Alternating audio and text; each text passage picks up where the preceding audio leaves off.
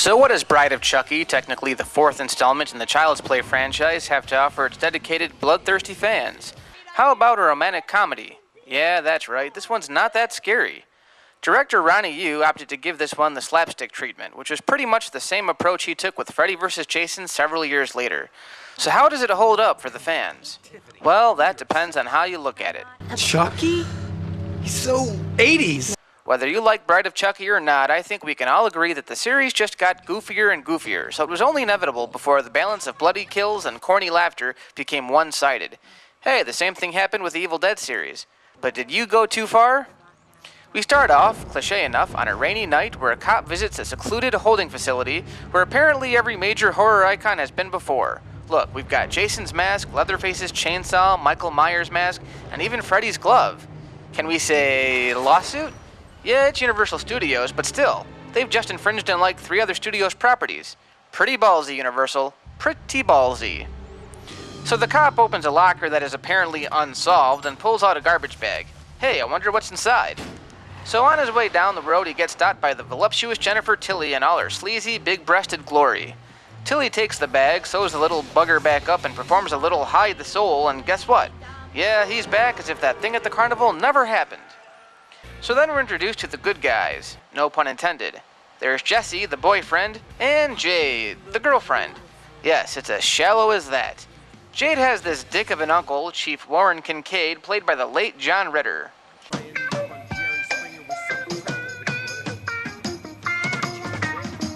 Come and knock on our door. Come and knock on our door. We've been waiting. Kincaid will stop at nothing to keep his niece and the token boyfriend from running off together, which doesn't make a lick of sense since he seems to hate the little rascal.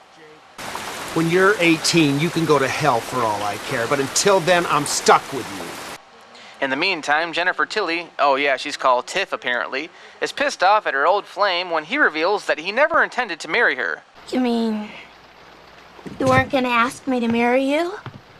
What are you, fucking nuts? Ouch.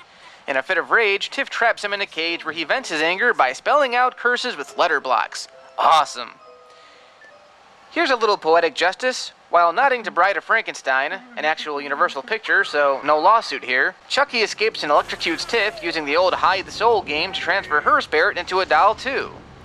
Now this is where the movie just stops being scary. You son of a bitch! What have you done to me? I mean, come on. Puppets getting high, puppets reading Voodoo for Dummies, and do I even have to mention it? Puppet sex! And to think, this came out a few years before Team America, except that sex scene was a hell of a lot more convincing. Wait. What? Have you got a rubber? Have I got a rubber? Yeah. Tiff, What? look at me.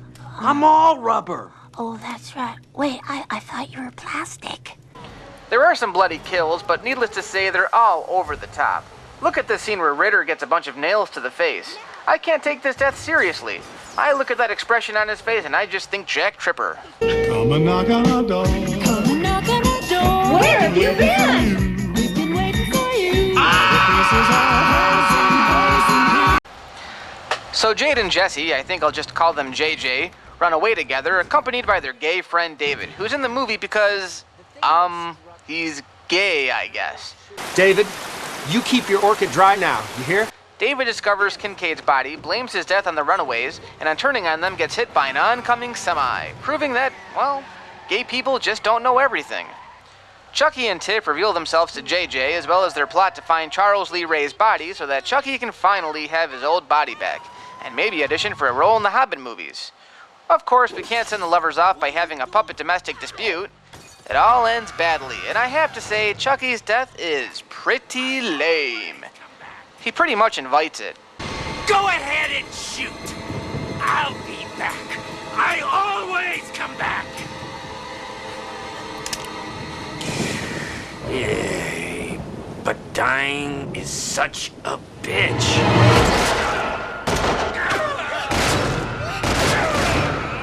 Then, of course, we have the oh-so-needless cliffhanger. A baby. A puppet baby. Nice. This one reminds me of reading a graphic novel. It's fast-paced and crazy, but it's hard to see its relevance with the past films. There's no Andy Barkley, it introduces a love interest that we never knew about, and it doesn't even have the same feel as the first 3 films. In fact, the only thing it has in common is that Chucky's in it, and even he got a complete makeover. I know there are people who love the humor they throw at us, but this is why the series creators are about to give us a reboot. A lot of us just want Chucky to be scary again, and that red-haired, freckled SOB hasn't really delivered since his debut in the original Child's Play. It's not that Bride of Chucky is a bad movie, they just went in a really bizarre direction with it. And to be honest, let me reiterate what I've been saying the whole time. He's a killer puppet. And trust me, I'd rather watch these than those god-awful Puppet Master movies. What complete and utter shit. And of course, there was the inevitable sequel, Seed of Chucky, which completely just gives up on the whole series. But that's for another day.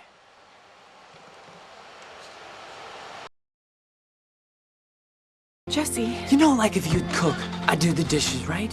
What are you talking about? I'd do anything for you. Anything at all. You know that, right? Right?